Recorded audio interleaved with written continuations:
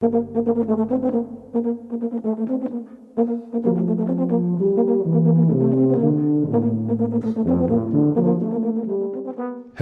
and welcome to the latest episode of the Brass Junkies. I am your host, Andrew Hitz, and I am joined by the lovely, talented, and inspiring Lance LaDuke. Lance, how are you doing today?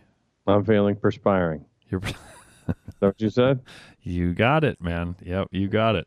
Nailed it. It's always Stuck the landing. It's always a good thing when we record the intros late at night. So we're both a little bit. In fact, Lance just finished his semester today. So, and he is somehow against all odds carved out a real teaching job at Carnegie Mellon. Like they actually keep him busy, which is funny, and they keep retaining him. Which there's a lot to unpack there. But it's a great school. I don't want their lawyers to come after me, but does seem to have some questionable decision making at the highest levels. So look out your door. There should be someone standing.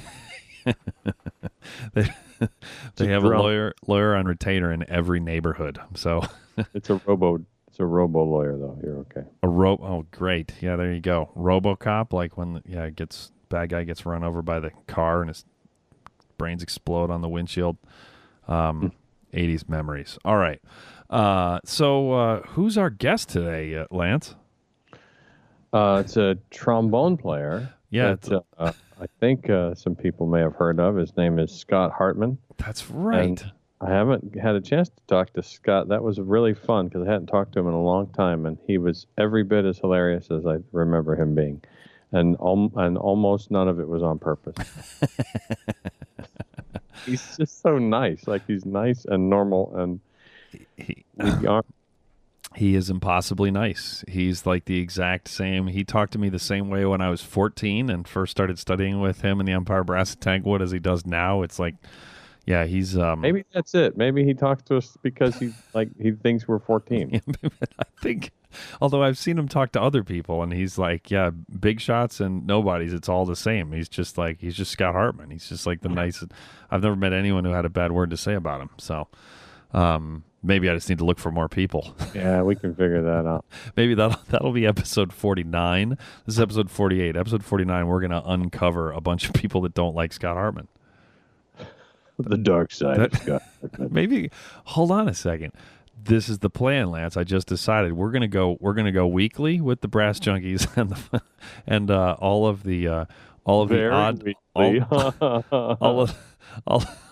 odd numbered episodes are going to be us digging up dirt about the previous guest, because we don't really want anybody to come back, right? I mean, I don't think they would anyways. That's a good idea, right? See that? We had some technical issues with our Scott Hartman interview as well, so hang in there. It's hilarious the way we seamless. It's a seamless episode. You will have no idea that there were any technical issues. No way to know. That's right. It's the whole shorting out robot voice at one point. What is it with the trombone players? Yeah, Joe Alessi's interview was all sketchy because of bad Wi-Fi in Vail, which is like all rich people. You'd think they'd have good Wi-Fi, right? I think so. Yeah. Speaking of which, I just drove. I drove from Grand Junction to Denver 2 days ago, and the Vail Pass. It was in the middle of a horrible snowstorm, and Vail Pass, there were cars like spun out all over the place, and there were like semis that were stalled out because they couldn't get up the pass, and that was fun. And then I got down to Dillon and Silverthorne, and then I-70 was closed, so I had the great idea to take Route 6 around Loveland Pass, and went up and over 11,000 feet around some hairpin turns where it's a 2-lane road and there's not even any guardrails in like a quasi-blizzard. So that was really fun. Did you survive? Barely. Yeah, my car went over a cliff, but I jumped out. So sweet. Yeah, it was a little disconcerting that there's signs all over the place up there that say avalanche area, no parking or stopping when you're driving like 4 miles an hour. So you're just like, so I could fall off a cliff. I could just be buried in an avalanche. It was a fun day. Good times. Glad you made it. Yeah, I'm glad I made it too. So I just got a message from Jim Nova. one of our former guests. He said that the two of us should we should issue listener warnings because listening to the Wes Funderburk, Tom Gibson Brass Junkies episode made his abs hurt. That's pretty funny. That is pretty funny. Thank you, Jeff Nova. Yeah. Did we have technical issues with Wes and Tom? I don't remember. We did have technical issues, but we more had personality issues. Yeah, they are two of the hardest people to work with that I've ever encountered. So there is that. So anyway, this is a long intro, man. We should just we should have an hour intro to the Scott Hartman episode, and then just clip his interview at 5 minutes. So very quickly, can you tell the people, I believe that there are 3 ways that they can help the Brass Junkies to slowly take over the world. People, we need your help. We have 3 ways in which you can do that help for us. That's not an actual sentence, but it resembles one. One thing you can do is to rate and review our podcast on iTunes. That is a huge help in terms of allowing other people to find the episodes. Another thing you can do is you can contribute financially to us by going to patreon.com and searching the Brass Junkies and setting up an auto pay thing for each episode that goes up. And the third thing that you can do is an easy one.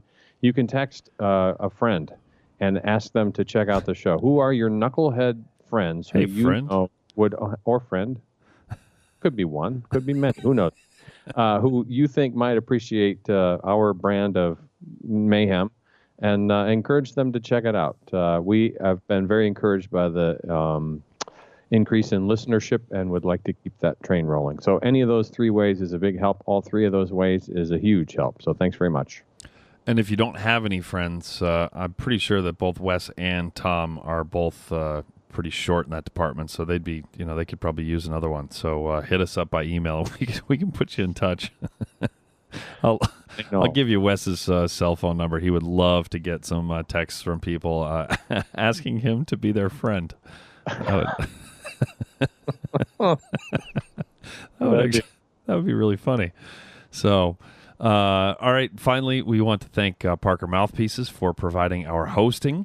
Parker Mouthpieces offers fine, customizable component mouthpieces for horn, trombone, euphonium, and tuba, including the Andrew Hitz Artist Model Tuba Mouthpiece. What?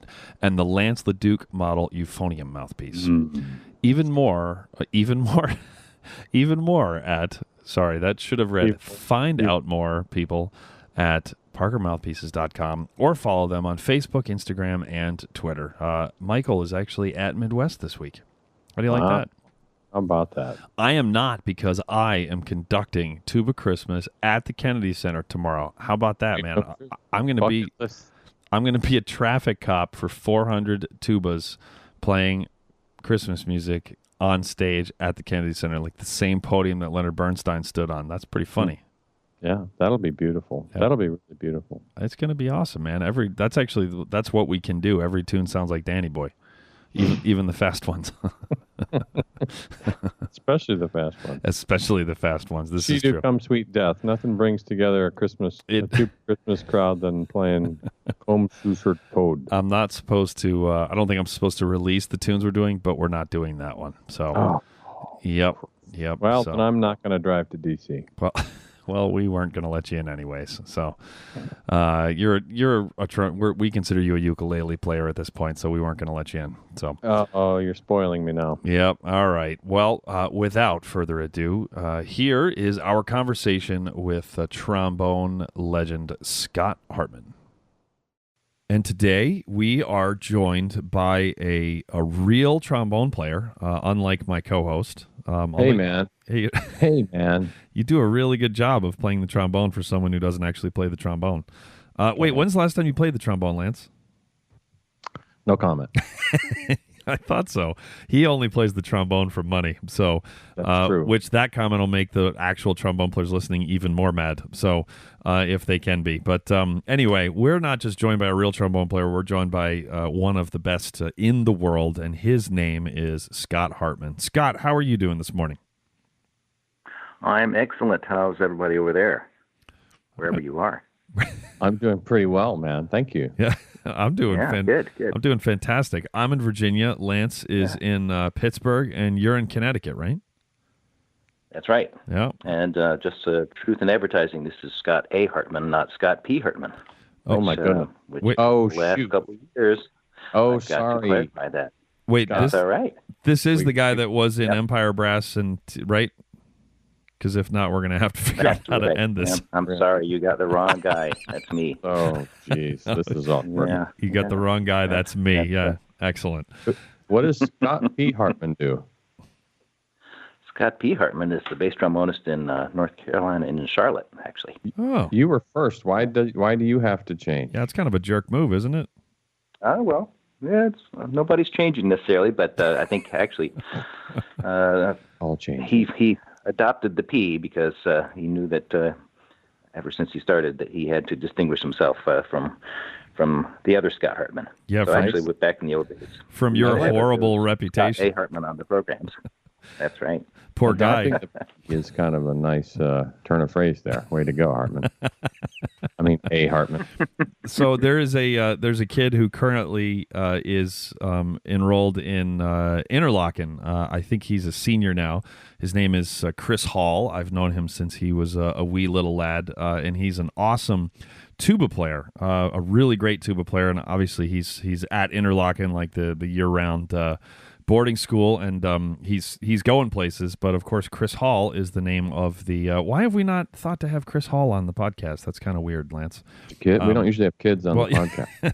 The other Chris Hall, who I've been friends with forever, is the tuba player in the Metropolitan Opera, and so it's gotten very that one. So it's gotten very complicated, and so little Chris Hall did change his name on Facebook. I think he added a middle initial, which I don't remember right now, because everybody would just, every time there was a comment that had anything relating to tuba, everyone would have to click to see which one it was, which got very confusing. But so you're not alone in the middle initial struggle.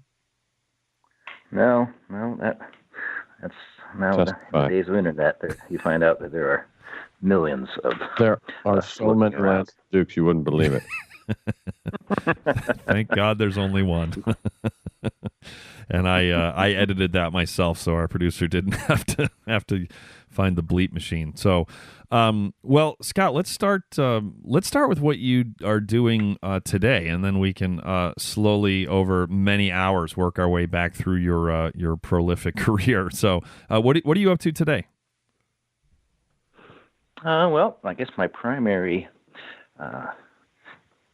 occupation as a musician these days is a trombone teacher at Yale University School of Music at Yale, which is a graduate school only, which is maybe the only school with that distinction in the country, as far as I know. So it's like a conservatory at the graduate level. So that, yeah. How many students do you have right now? School.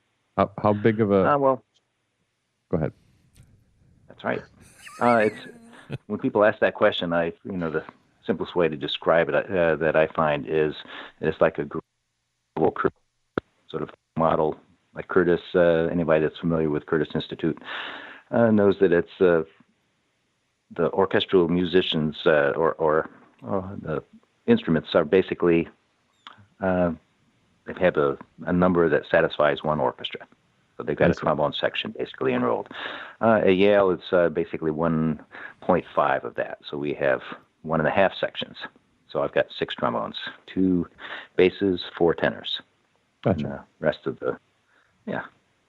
so relatively small, which turns out to be quite nice. I can devote a lot of time to my students, but I don't feel like have committed my whole existence to being a college teacher, which for me is a nice mix.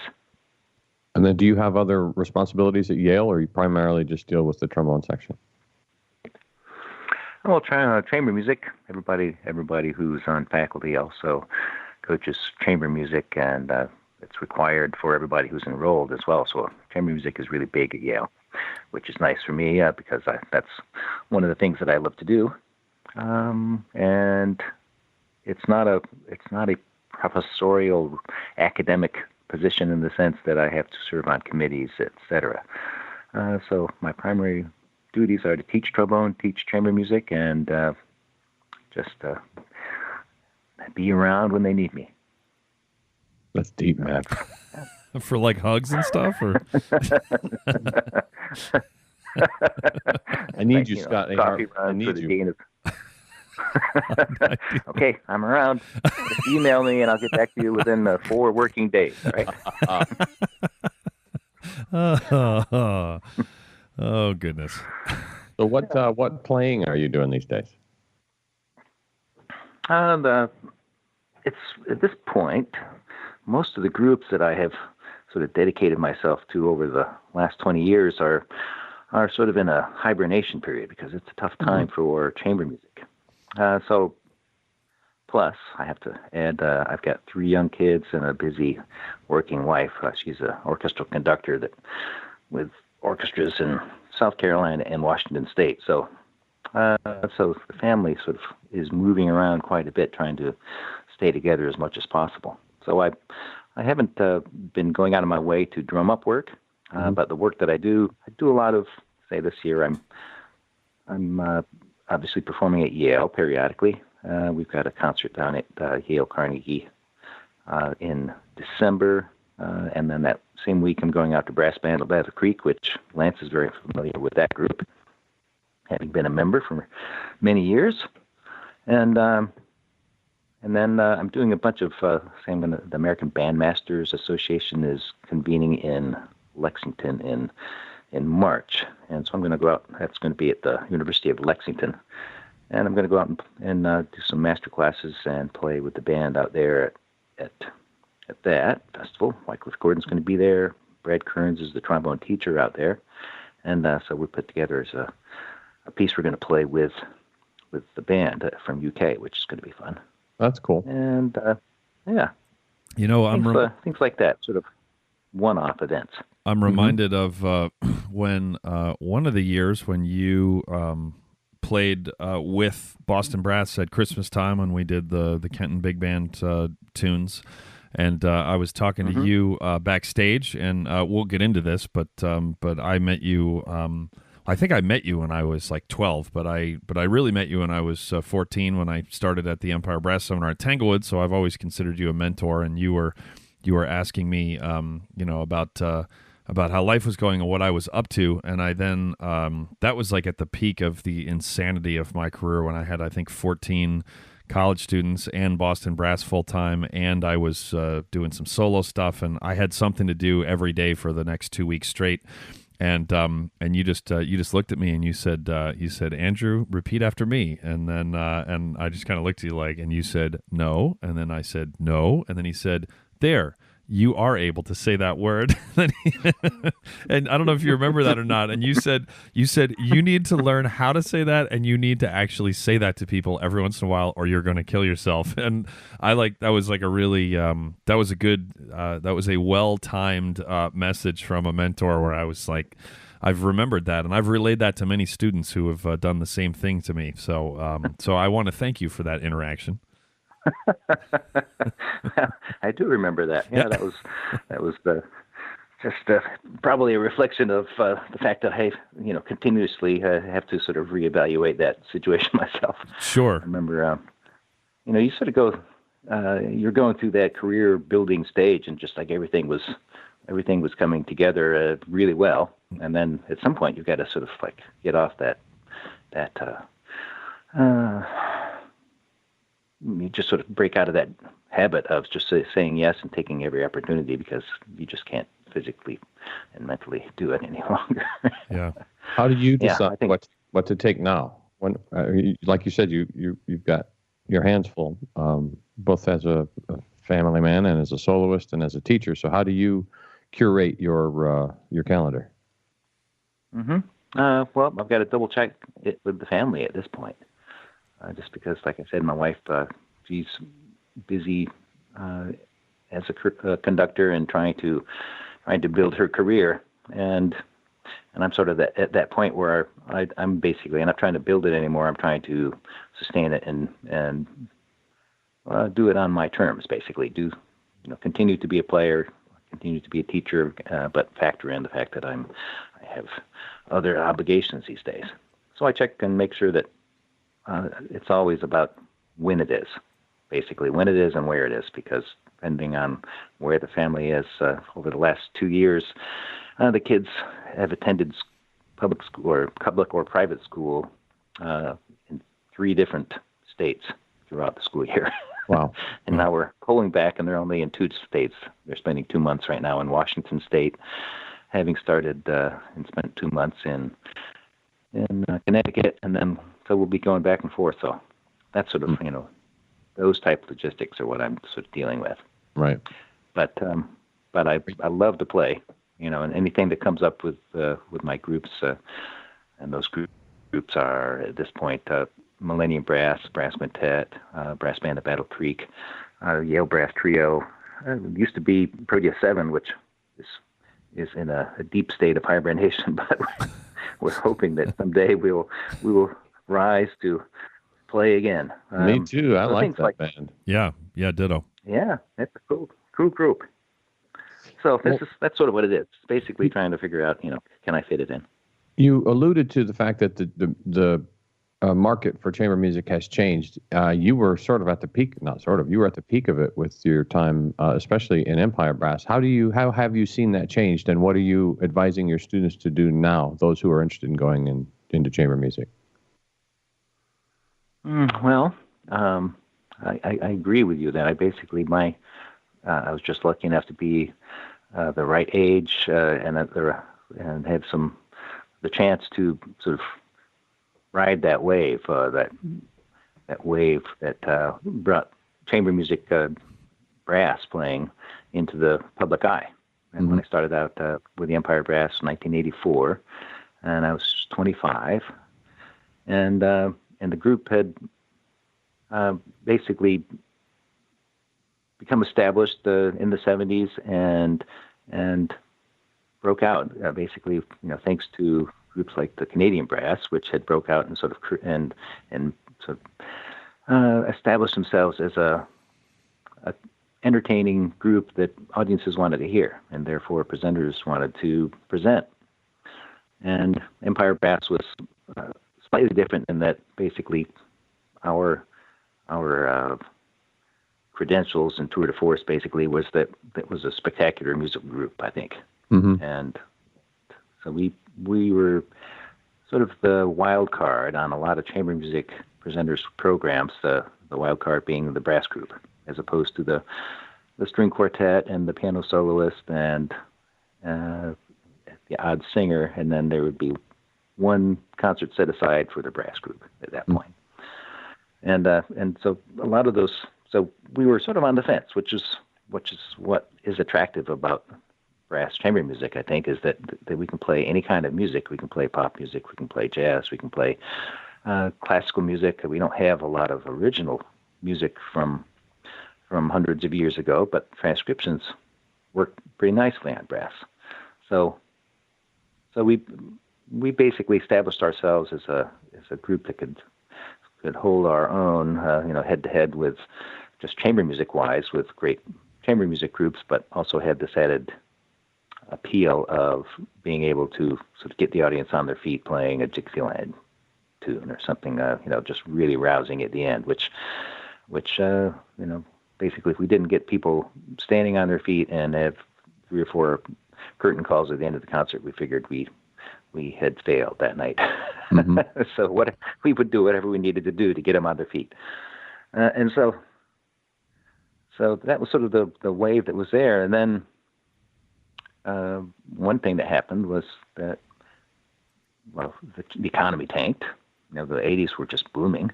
And into the 90s, the economy was just going amazingly strong in this country and in Asia and Europe as well.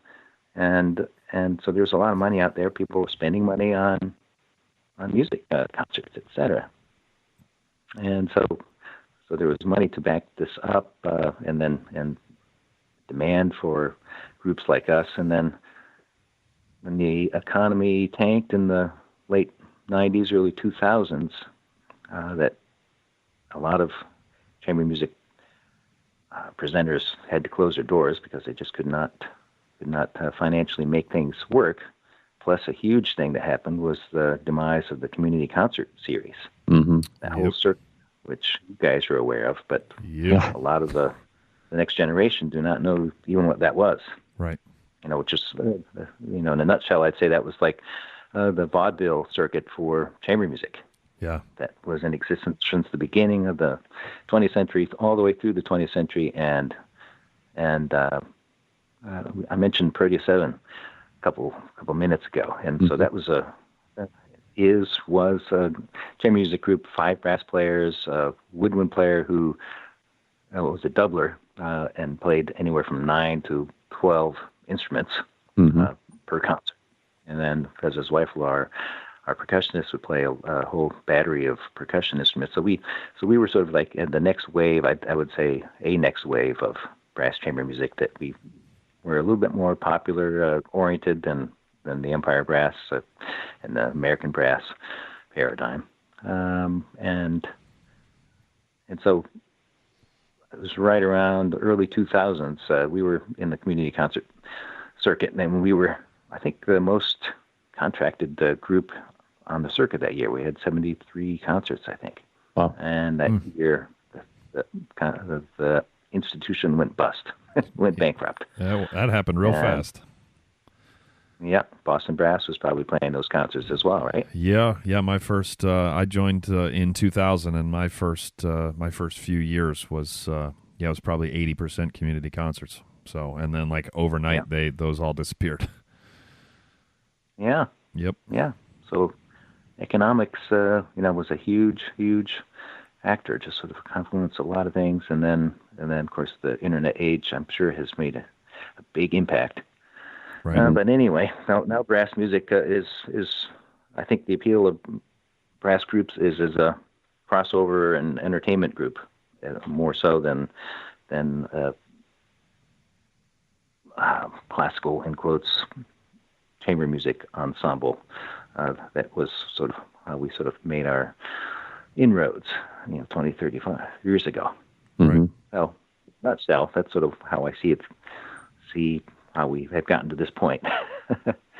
But so just sort of like before we move on, the Boston Brass continues.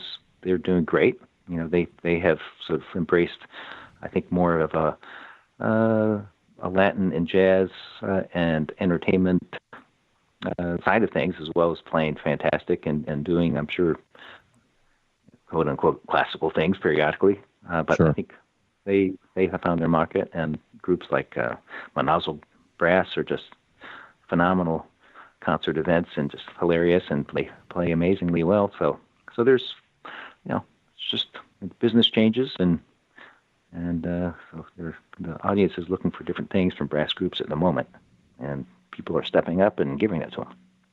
So how do you advise your students that have an inkling to go in that direction, and not just your students, but anybody who hits you up and says, "Hey, I think I want to do this." How do you advise them? Yeah.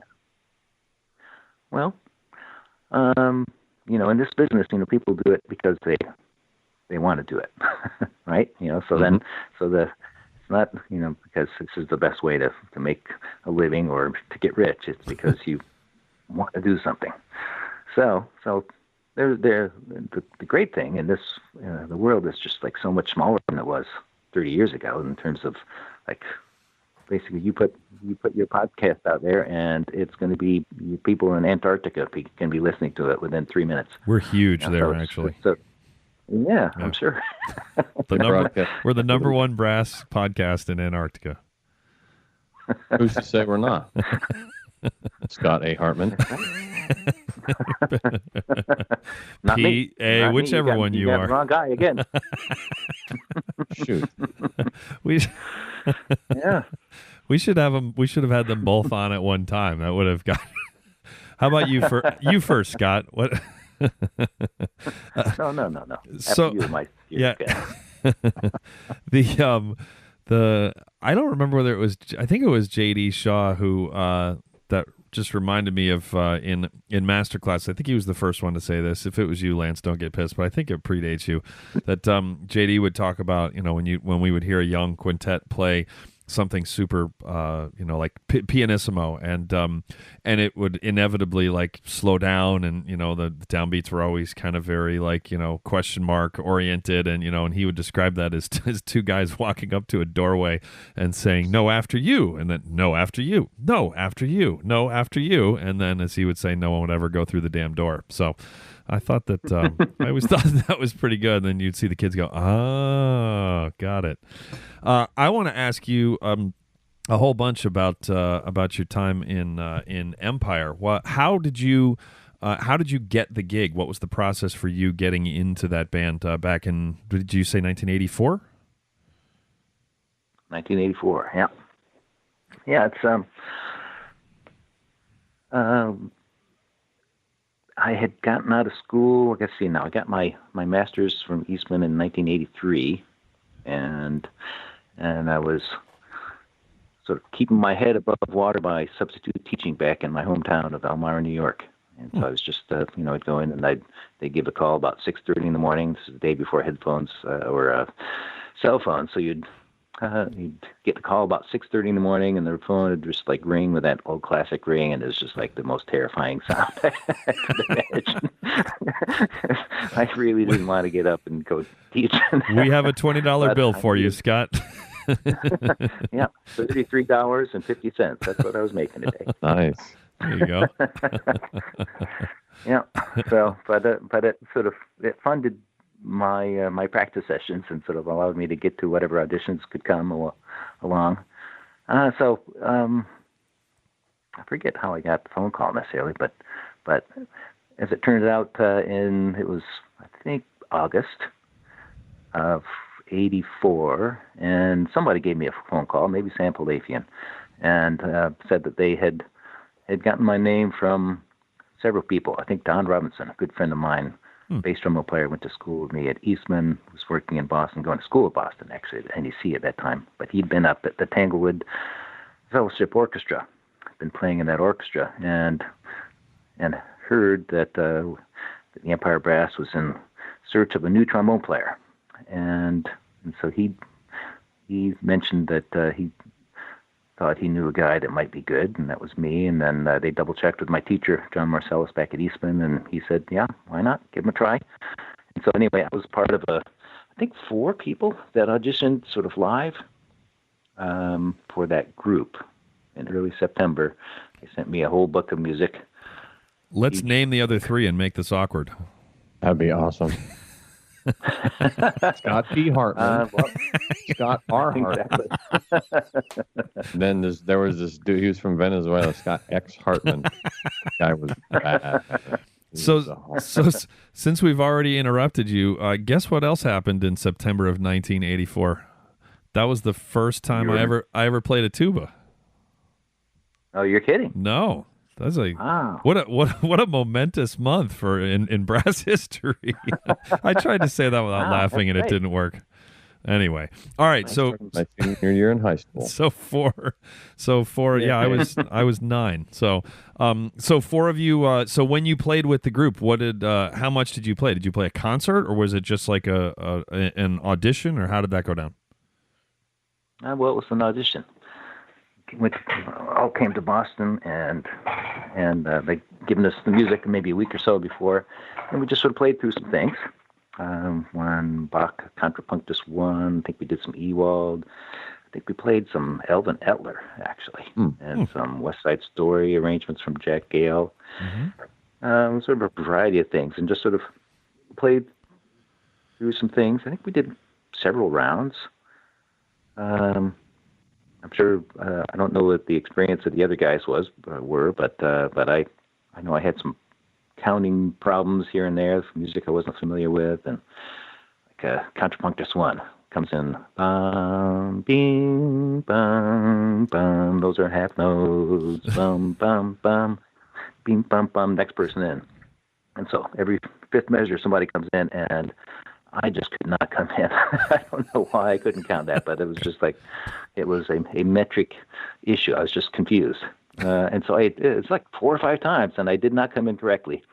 And they just, of course, they didn't know what was going on because anybody can count that.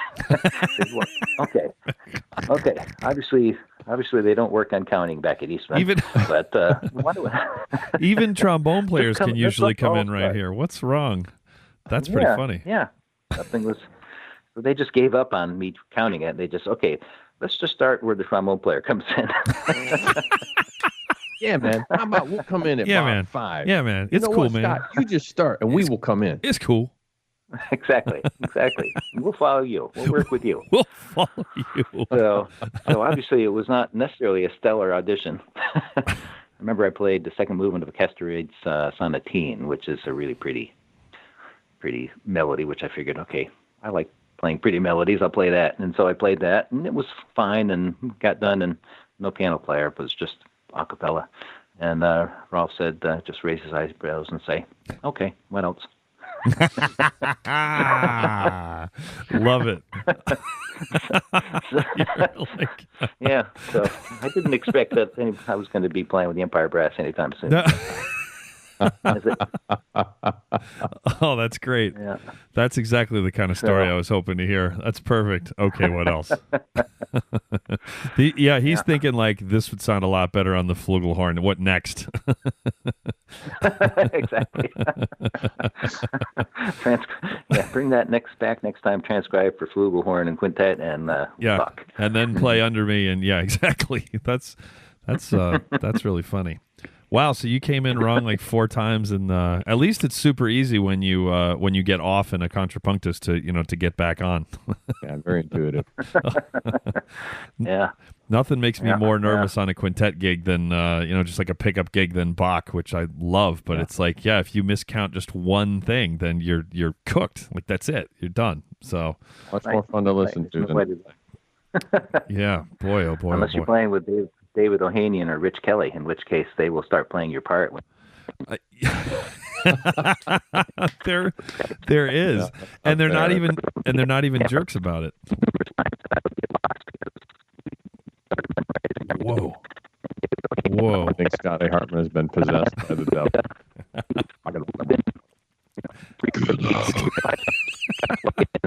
Hey. I'm coming for you. Scott. Come to Yale. He's still going. He's still going. Hey, Scott, your connection is I think we're actually going to leave this in, but your connection just got really weird, and you sounded like you were like a cyborg of some kind. I'm still going. All right, so that was interesting. We have decided that we're going to keep that in because it was awesome because we couldn't understand a word you were saying, and then Lance finally has warmed up to you, and he was finally acting like the jackass that he wanted to from the beginning. So, anyway, so you said unless it's Rich Kelly or Dave Ohanian, and then they just play your part for you, and then that's when we lost you. So then I think you're telling stories about Rich or Dave being able to play anyone's part at any time. So please, in your non-cyborg voice, please share that anecdote with the lovely people in Antarctica. Okay, good. The Penguins want to hear this. Yeah. Yes, I'm sorry. I'm not a good entertainer. I disagree, Scotty Hartman. Tell the stories, and you guys. Well, you guys sort of you add the color commentary, and I'll do the hard work. Okay. We've met. I've been on stage with you. This is how it always goes. You sound awesome, and I just like jump around like a monkey. Yeah. Hey, we get paid the same. So the joke's on who? Actually, to interrupt his interruption, my wife was trying to get someone to switch to euphonium just yesterday. My wife's a middle school band director, and she wanted to find like a fun euphonium video, which euphonium players listening, all she could find was like all of you playing pantomime, which is fun to you and not to anyone else. But did I say that out loud, Lance, or was that my inside voice or inside? Or my anyway, so she was looking for fun euphonium videos, and she thought Lance LaDuke would be a good idea, and then I'm paraphrasing, but she basically said all I could find were Jackass ukulele videos. She was like, there were no Euphonia videos of any kind at all. And I was like, there's one which is what is compensating euphonium compensating for? Yeah. And the other one is the swan, where I play the swan while operating a swan puppet. So anyway, to Scott's point, yes, where he will do all the hard work and then we'll just go full Jackass. So there you go. So Scott, where were we? You got me. At a very young age. So let's jump in a different direction. So when at the height of busyness in Empire, how many days on the road were you guys? Which isn't actually a sentence. You know what I mean? No, that's right. I'll give you a number, which isn't really actually a number. 23.77773914 into infinity. But if you'd rather have a clear answer, I think we had. See what I mean? Okay, let me think about this. I think the most concerts we ever played with the Empire Brass was right around 120 per year. Average somewhere between 80 and 120 for about 10 years.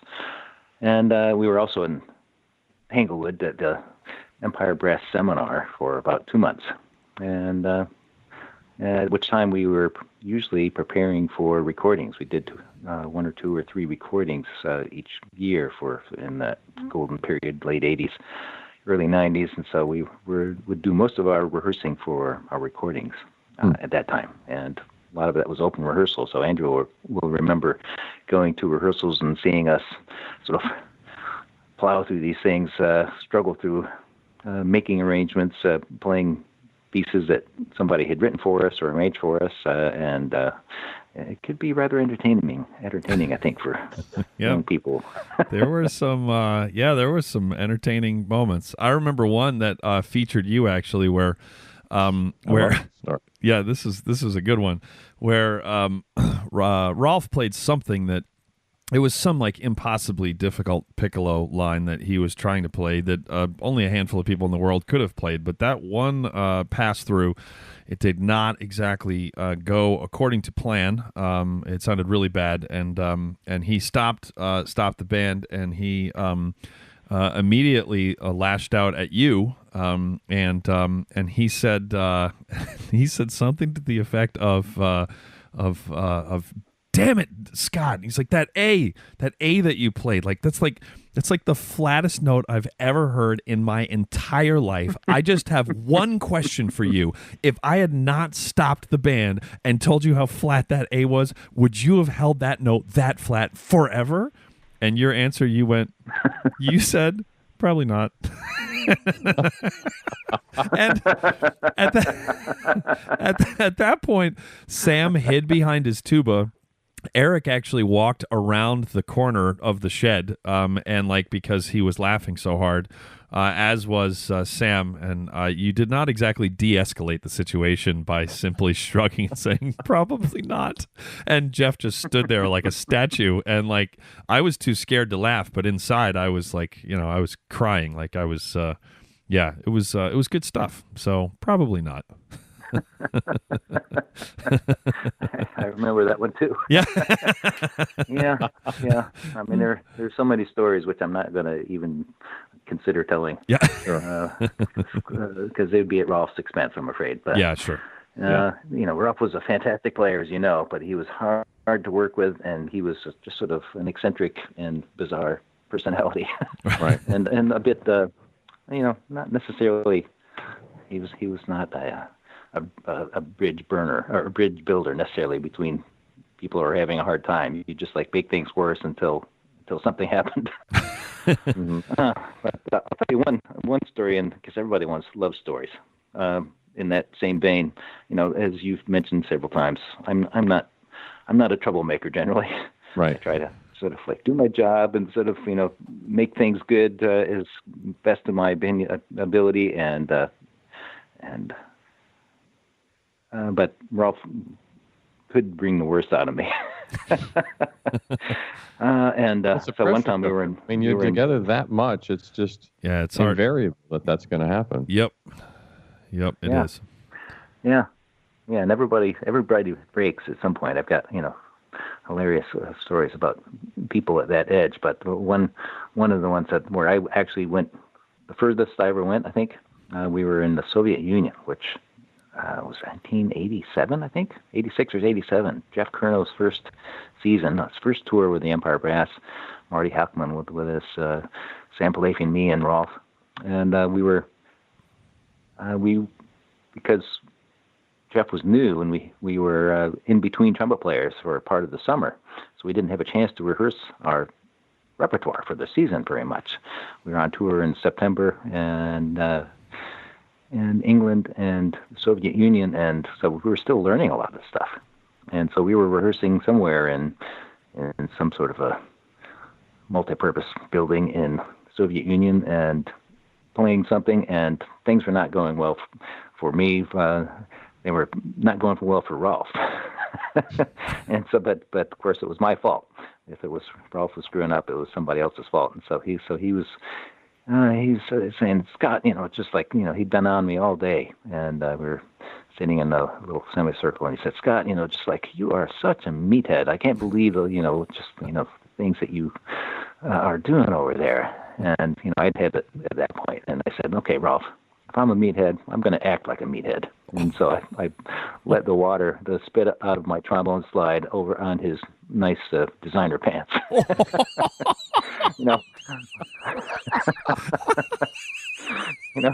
Which is really, it's not that funny really, but it's funny because that's really out of character for me. Yeah. And it got Rolf right where he lived, because he was a very meticulous dresser, and making a mess on his nice pants was going over and above. Yeah, man. So then what? Yeah. What happened? So he screamed and ran towards the bathroom and washed his pants off. And what are the other guys doing? Well, they were dumbstruck, of course, because that was like me sort of like pulling a pistol out of my head and shooting Rolf in the forehead. There you go. But yeah. But Rolf was, that type of personality that you do something like that and basically he backs down. So he was mad at me, but that was he didn't. There was no retribution. He basically probably treated me better as a result. Because you stood up. Fascinating. Yeah. I tell anybody who will listen to me, which isn't that many people, that the only hard part about chamber music is getting along. The rest of it you can sort of work out. But it's true. Mm-hmm. Yeah, it's true. Yeah, it's tough. Like being married to as many people are in the room, because you got to spend time with them and you got to work with them. Right. And there's just like no way around it. This may sound like a dumb or obvious question, but that's all I have. How did you stay in shape? I mean, you guys, when you were talking about how busy you were, I thought, okay, well, the days on the road was a little more than Andrew and I were doing at the busiest of Boston Brass. And then, oh, by the way, you were doing 2 months at Tanglewood, and oh, by the way, you were putting out 3 CDs a year. So how do you keep from injuring yourself or having things break down when you're that busy? Mm-hmm. Well, you know what? I think we were playing so much, and you guys can relate to this. If you go out and you play 7 concerts a week, 7 concert a day, mm-hmm. After a while you get tired, but more, I find that people would more likely just get tired mentally and emotionally than physically. It's just, I found that brass quintet concerts were fantastic training, because you'd sort of build up your stamina, because you'd have the chops, the horn on your face a lot, but you'd have all kinds of therapeutic music to be playing, as well as the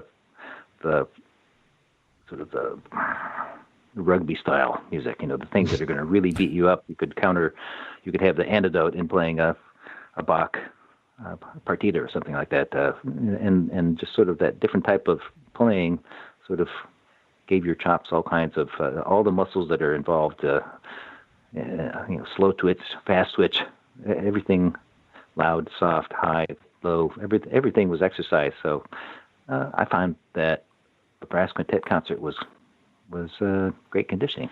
So basically, it was just sort of more a little bit of a warm up, and it was more about learning new repertoire than it was about staying in shape. So once you got in shape, you sort of had to keep it up. Your chops are sort of creatures of habit. So as long as you were, if they got used to being beaten 3 hours a day, then that's what they wanted. And if you only gave them 2 hours of attention, then that's when they would complain. Well, I remember you and I were staying at the same place when we were doing Brass Band at Battle Creek back in the, whenever it was, 90s, I guess. And I remember picking up on the notion that you, well, this is clear in so many ways. Just look at the two of us side by side. You took way better care of yourself than I did. I was out howling at the moon and eating whatever was in front of me, and you were much more thoughtful about the everything? Stuff that you were putting in your face. Yeah, well, and everything. Not sure there's a question there. I've just had this kind of dawning realization. Let me go to the window. I'll be right back. Scott, Lance, this is actually an intervention. Scott and I, probably, we're not even recording this, so we just wanted to talk to you about your life choices. I eventually got there. It just took me significantly longer than it takes others. Oh, man. Well, everybody's got to be who they are. Marty Houchin said, eat what you want and die when you should. And he's still alive. There you go. He actually holds the record so far for the greatest number of bleeps on a podcast episode of ours. Oh, is that right? Which I'm sure you're shocked. We haven't had Sam yet, so we're holding out hope. Yeah, I've interviewed Sam for the Entrepreneurial Musician, but we haven't gotten him on the Brass Junkies yet. He's up. Actually, that Soviet Union tour. I think I told this on the TEM episode, but he had a poster from that Soviet Union tour, which was up in his office at BU, and I was working for him the summer of '94 when he was moving from Massachusetts to Arizona, and coolest boss ever. And he told me, he looked real serious, and he looked at me and he said, Hitz, there is a poster from the Soviet Union that is up in my office. He said, the paper is like ridiculously thin. He said, when you take that down, if you tear it, I will bleeping kill you. And it was just like, and he didn't say bleeping. And I was like, I got it. He's like, are we cool? I said, yes, sir. I took like 20 minutes to take down that poster. It was like the most thorough job I've ever done of doing anything in my life. So yeah, the timing threatened my life. So there, nice guy, Sam Palafian. There you go. Yeah. There you go. Yeah, that was a very life-changing tour. I think it was about 3 weeks in the Soviet Union. Wow, where did you go? The Iron Curtain.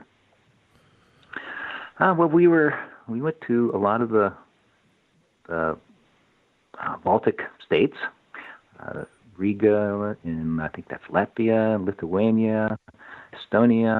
We were down in Kiev. We were in Odessa, Leningrad, and Moscow.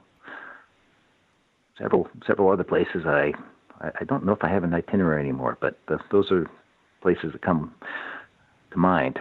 And it was an amazing experience because everything that you can, you've seen movies about what it was like to be in Soviet Russia, and we were there. We got to experience a bit of it. Believe it or not, Lance was there with the Air Force Band, and I was there in the Soviet Union with Massachusetts Youth Wind Ensemble. So that's a good sign that there's three old dudes on a podcast when we're all talking in 2016 about that time we played in the Soviet Union. So, wow. Yeah. Yep, pretty crazy.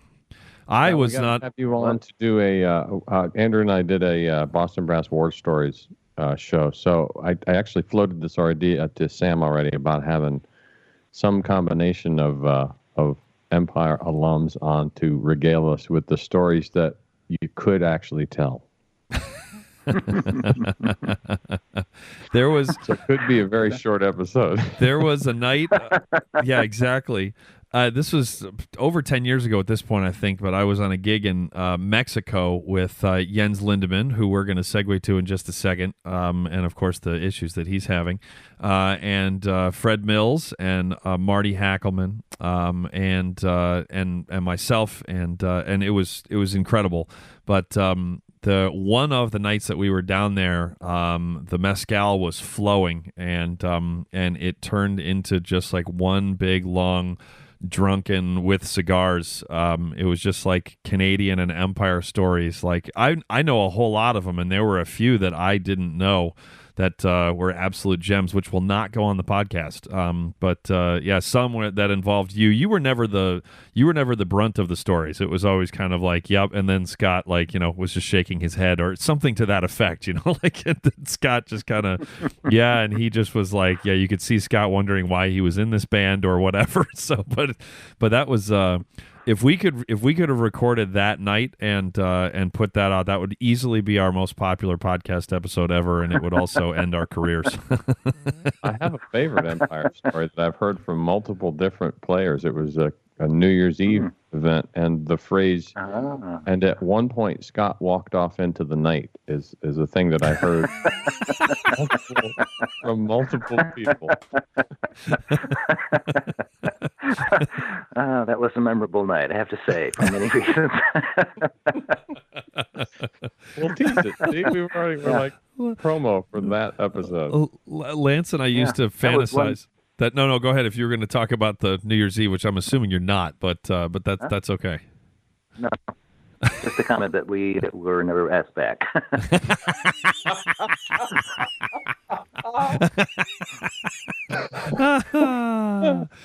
Lance and I used to fantasize that, like, that if either one of us ever snapped while we were on the road, that there wasn't going to be any big blow up with any other bandmates or with a presenter or with anybody, that it was just going to be that we quietly just drove to the airport, like left the suitcase in the left the suitcase in the hotel room, left the horn in the car. We're going to leave the rental car on the curb, probably running, just walk up to the counter, buy a ticket, get on, and then no one was ever going to hear from us ever again. There was going to be no anger. There's going to be no fireworks, nothing breaking. Just just kind of silent resolution. And somehow we got off the road before that happened. So good. I know. I don't know. Good for us, Lance. Came close a couple times. Came close. The odds of both of us getting off before that happened was very slim, and we somehow did it. So, yep. Well, yeah. Well, you need money in order to go someplace. That was probably the big that, yeah. See that? There's the wise mentor speaks again. Yep. You need to learn how to say no, and you need money. So, yeah. So, speaking of a mezcal induced drunken Jens Lindemann in actually it was more Marty and I that were completely plastered. Jens was just normal plastered. But so speaking of Jens Lindemann, I'm sure that you are aware that he's going through some pretty. It's been a while now, hasn't it, Lance? This is like it's been a couple years now that he's been going through these chop problems. So we're wondering. Where you've just got so much wisdom as a soloist, as a traveling chamber musician, as a pedagogue, as a husband, as a father. Can you give Jens some advice in these troubling times? Well, people are under the misunderstanding that Jens actually is my illegitimate son. It's not really true. Well, it's because his name is Jens A. Lindemann. Yeah.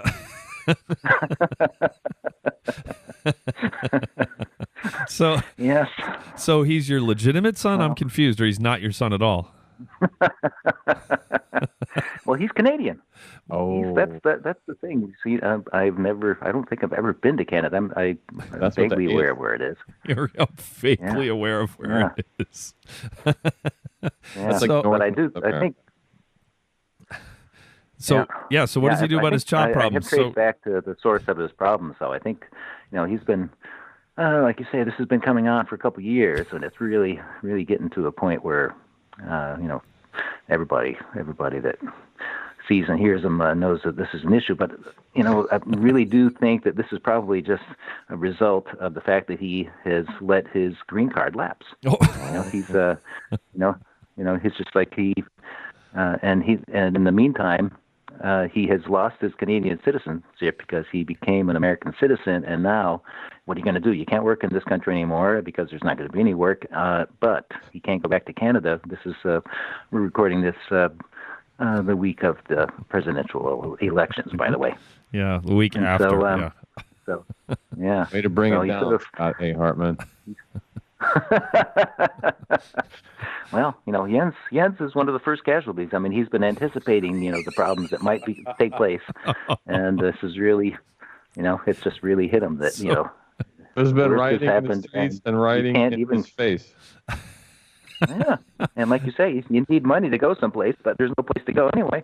So you're just saying, you're basically saying he doesn't need to worry about his jobs because he has much bigger issues at hand? So his face is revolting. His face is revolting. Well, it is revolting. Yeah, and his chops too. Yeah. But, hey, look at there, ladies and gentlemen. Scott Hartman with the tip. Scott Hartman with the stick. Yeah, there you go. It was at the buzzer too, because we're about to wrap up. That was a good line. It was well timed. That was good for you, Scott Hartman. Hey. And we're interviewing Mark Jenkins next, who's also known for his his zinging one-liners. So yeah.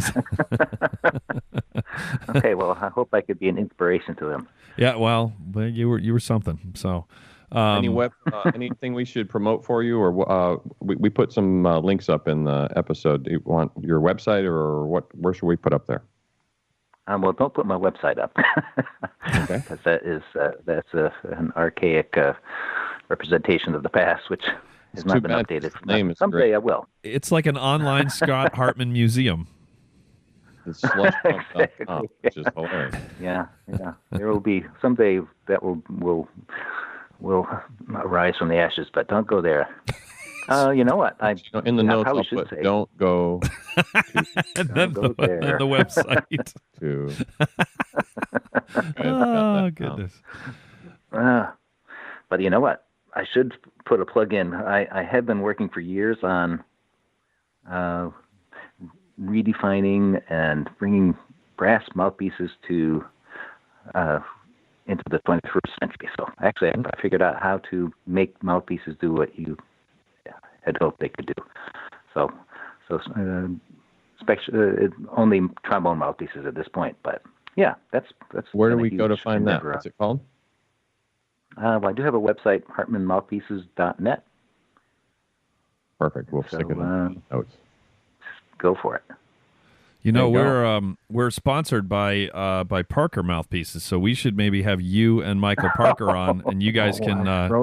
Yeah, you guys can. Okay. We should here. This is what we need to do. You need to send a mouthpiece to Mike, and then Mike needs to send you a mouthpiece, and then we could have an episode where you guys are just saying how crappy the other guy's mouthpiece is. That would actually that would be funny. We'll make Mike start because you only get mean when you're really pushed into a corner. So we'll tell him to just come out with his best right hook, and then when you fight back, a la dumping spit on his designer pants, then we'll have good radio. Right. Yeah, this will be good. You gotta get Parker twice. I can be a meathead. I can be a meathead. I can be a meathead.com. That's actually Scott's website that you should not go to. So I bet that is a real website, and I have no idea if that's family safe. So if it's not, I'm not responsible. So. Well, Scott, thank you so much for taking time with us on this early Saturday morning, and best of luck to you at Yale and with all of your endeavors. I love how much stuff you said that you had going on, and you were like, and you were genuine. You're saying, "Yeah, I'm not really trying to drum up work," and then you list all this great stuff you're doing. So, but that's what happens when you do what you do as well as you do it for as long as you've done it for. So. Wow. Yeah. So thank you so much. It's been an honor to have you on. I had a poster up of you on my wall when I was a kid. So yeah, I've looked up to which is not me telling you you're old, well, a little bit, but yeah, it's that experience I had at Tanglewood. You were talking about rehearsing, and I still have handwritten notes from you and from everybody else in the band from Empire Brass Seminar performance classes, and that was boy, that was like such an important part of my development. I don't think I would have done what I ended up doing without that. So for that, I thank you very much. Wow. Yeah. You're the second person in a month to say that they still have those handwritten notes from Empire Brass Seminar, which is great. Yeah. Yep. Yeah, it's pretty cool. I still have a recipe for fruit salad that you made for me one time. And I've got a picture so that I'm holding in a safe deposit box. So just keep your mouth shut. No. Oh, there's plenty of those, man. That ship has sailed, dude. Whatever. I'll tell you more. I wish I could tell you that you have a lot of leverage there, but you don't. Yeah, there's a lot of. You have some leverage, but not as much as you might think. I miss you, Scott Hartman. Gee whiz, man. I haven't seen you in forever. I hope we get to cross paths sometime soon. Yeah, ditto. Well, all ditto, right. ditto. Yeah. All right, sounds good. Keep up the good carrying the torch, guys. Thanks, man. Good work. And that will do it for another episode of the Brass Junkies.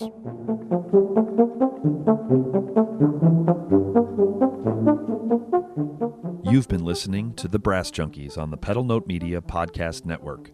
If you would like to help support the podcast in order to make more episodes like this one possible, please visit pedalnotemedia.com/donate for more details. Also, be sure to check out our latest recording, The Brass Recording Project, at brassrecordingproject.com. The Brass Junkies is produced by Joey Santillo. Executive producers are Andrew Hitz and Lance LaDuke. This has been a presentation of the Pedal Note Media Podcast Network.